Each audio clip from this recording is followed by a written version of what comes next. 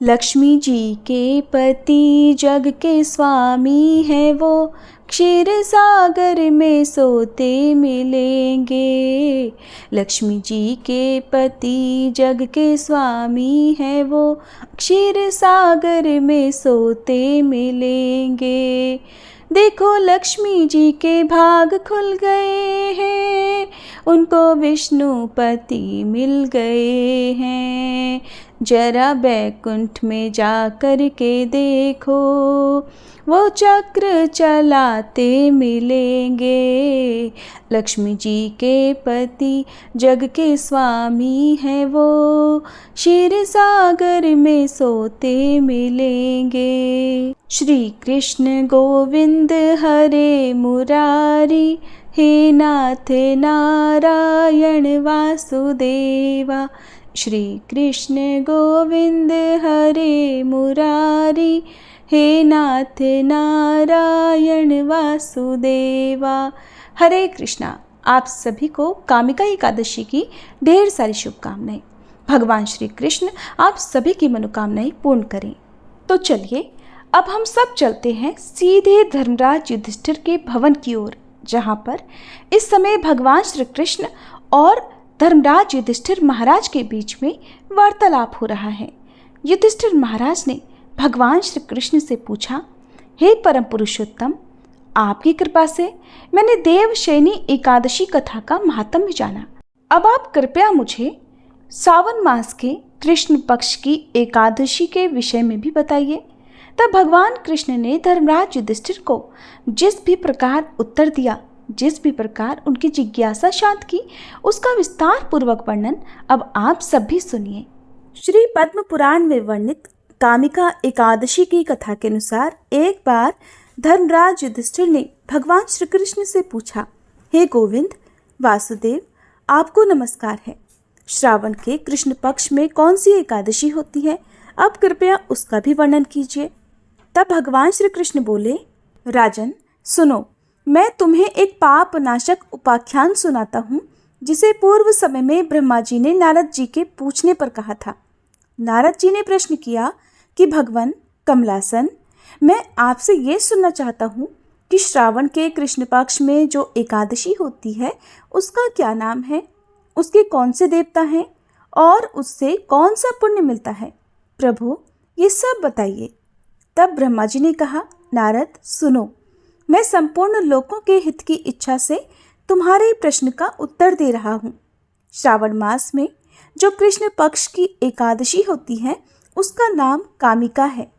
उसके स्मरण मात्र से वाजपेय यज्ञ का फल मिलता है। उस दिन श्रीधर, हरि, विष्णु, माधव और मधुसूदन आदि नामों से भगवान का पूजन करना चाहिए। भगवान श्री कृष्ण के पूजन से जो फल मिलता है वह गंगा, काशी, नैमिषारण्य तथा पुष्कर क्षेत्र में भी सुलभ नहीं है। सिंह राशि के बृहस्पति होने पर तथा व्यतिपात और दंड योग में गोदावरी स्नान करने से जिस फल की प्राप्ति होती है वही फल भगवान श्री कृष्ण के पूजन से भी मिलता है। जो समुद्र और वन सहित समूची पृथ्वी का दान करता है और जो कामिका एकादशी का व्रत करता है वे दोनों समान फल के भागी माने गए हैं। जो ब्याई हुई गाय को अन्यान्य सामग्रियों सहित दान करता है उस मनुष्य को जिस फल की प्राप्ति होती है वही कामिका का व्रत करने वाले को मिलता है। जो नरश्रेष्ठ श्रावण मास में भगवान श्रीधर का पूजन करता है उसके द्वारा गंधर्वों और नागों सहित संपूर्ण देवताओं की पूजा हो जाती है। अतः पाप भीरु मनुष्यों को यथाशक्ति पूरा प्रयत्न करके कामिका एकादशी के दिन श्री हरि का पूजन करना चाहिए। जो पाप रूपी पंख से भरे हुए संसार समुद्र में डूब रहे हैं उनका उद्धार करने के लिए कामिका का व्रत सबसे उत्तम है। अध्यात्म विद्या परायण पुरुषों को जिस फल की प्राप्ति होती है उससे बहुत अधिक फल कामिका व्रत का सेवन करने वालों को मिलता है। कामिका एकादशी का व्रत करने वाला मनुष्य रात्रि में जागरण करके न तो कभी भयंकर यमराज का दर्शन करता है और न ही कभी दुर्गति में पड़ता है। लाल मणि, मोती, वैदूर्य और मूंगे आदि से पूजित होकर भी भगवान विष्णु वैसे संतुष्ट नहीं होते जैसे तुलसी दल से पूजित होने पर होते हैं। जिसने तुलसी की मंजरियों से श्री केशव का पूजन कर लिया है, उसके जन्म भर का पाप निश्चय ही नष्ट हो जाता है।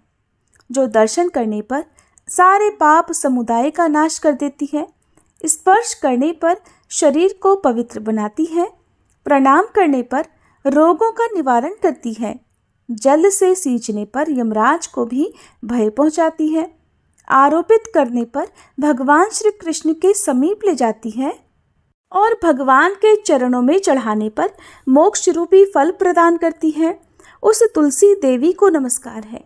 जो मनुष्य एकादशी को दिन रात दीप दान करता है, उसके पुण्यों की संख्या स्वयं चित्रगुप्त महाराज भी नहीं जानते।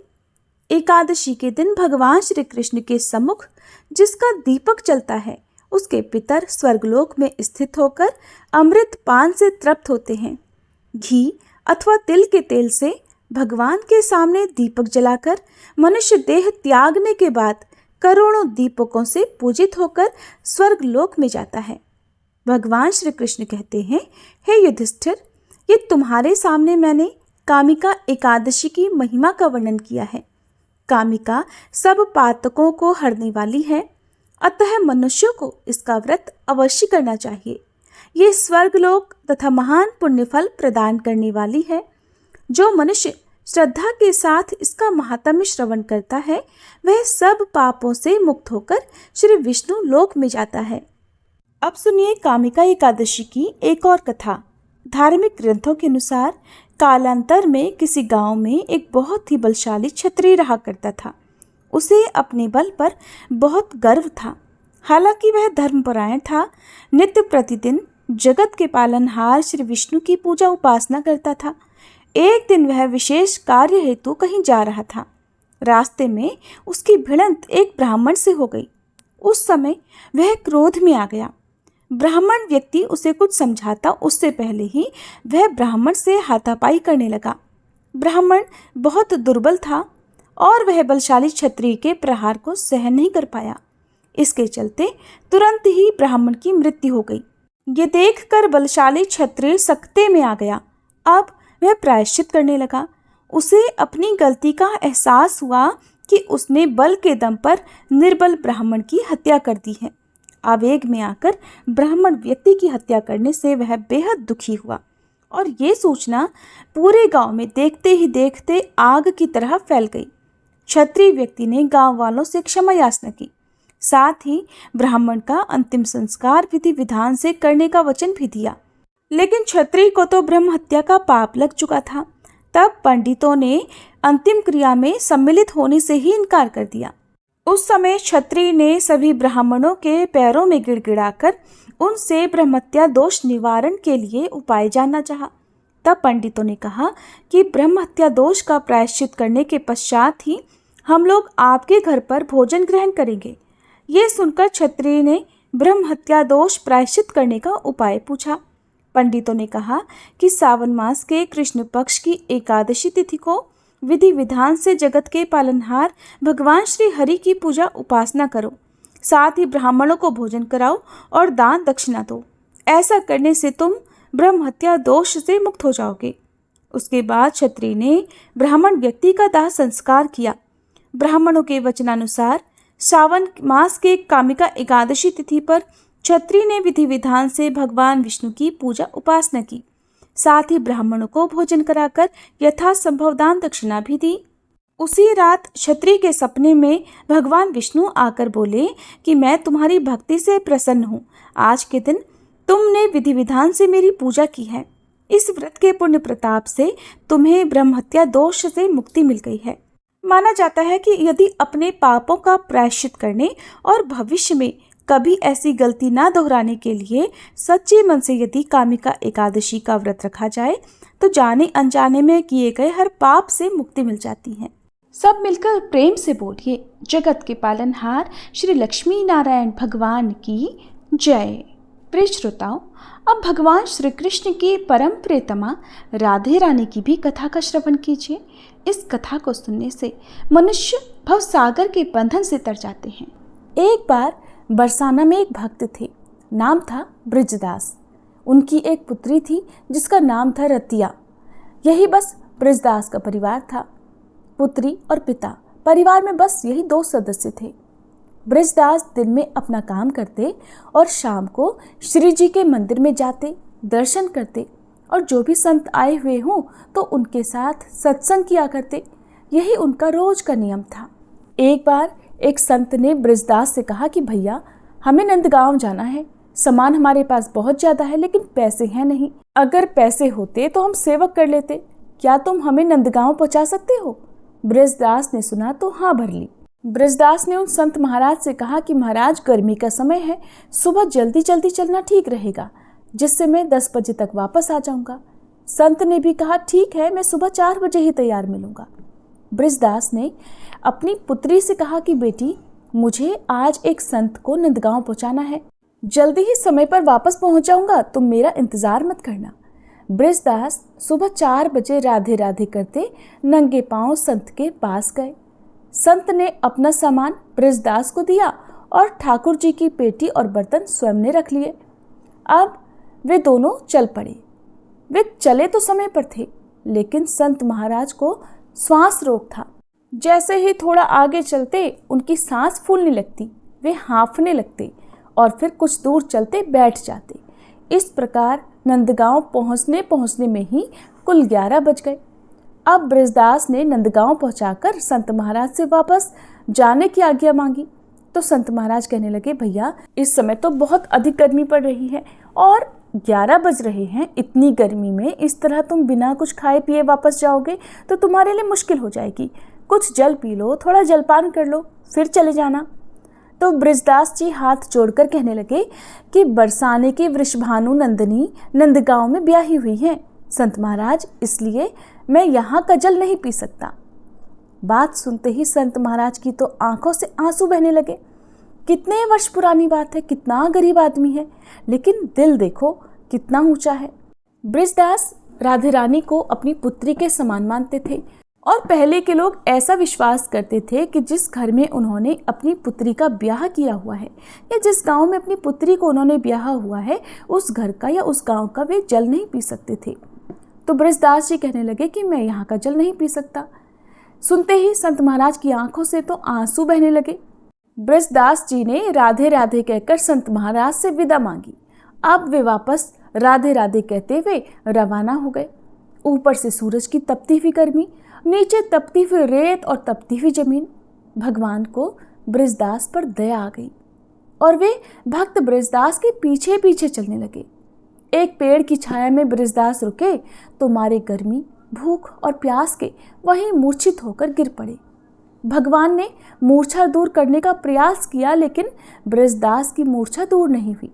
भगवान ने विचार किया कि मैंने अजामिल, गीध, गजराज को तारा, द्रौपदी को संकट से बचाया, लेकिन इस भक्त के प्राण संकट में हैं, कोई उपाय ही नहीं लग रहा। ब्रजदास राधा रानी का भक्त है, वे ही इसके प्राणों की रक्षा कर सकती हैं, इसलिए क्यों ना उनको ही बुलाया जाए। भगवान भरी दोपहरी में राधा रानी के पास महल में गए। राधा रानी ने इतनी गर्मी में प्रभु के आने का कारण पूछा। अब भगवान भी पूरे मस्खरे हैं। कहने लगे, राधे, तुम्हारे पिताजी बरसाना और नंदगांव की डगर में पड़े हैं, तुम ही चलकर उन्हें संभालो। राधा रानी ने सुना तो कहने लगी, कौन पिताजी? भगवान ने फिर सारी बात उन्हें समझाई और चलने को कहा। ये भी कहा कि हे राधे, तुमको ब्रजदास की बेटी के रूप में भोजन और जल लेकर चलना है। राधा जी तैयार होकर पहुंची और मूर्छित पड़े ब्रजदास के पास जाकर आवाज लगाई, पिताजी, पिताजी। ब्रजदास ने सुना तो तुरंत झटपट जाग उठे, बेटी के चरणों में गिर पड़े कि आज अगर तुम नहीं आती तो बेटी, मेरे तो प्राण चले जाते। बेटी से कहा कि आज तुझे बार बार देखने का मन कर रहा है। राधा रानी कहने लगी कि माँ बाप को अपनी संतान अच्छी ही लगती है। पिताजी, लीजिए, अब आप भोजन कर लीजिए। ब्रजदास भोजन करने लगे तो राधा रानी ने कहा कि पिताजी, घर पर कुछ मेहमान आए हैं, मैं उन्हें संभालूं, तब तक आप आ जाना। कुछ दूरी के बाद राधा रानी अदृश्य हो गई। दरअसल राधा रानी ब्रजदास की भक्ति के चलते उन्हीं की पुत्री के स्वरूप में उनके पास पहुंची थी। शाम को घर आकर ब्रजदास अपनी बेटी के चरणों में गिर पड़े और कहने लगे, बेटी, तुमने आज मुझे बचा लिया।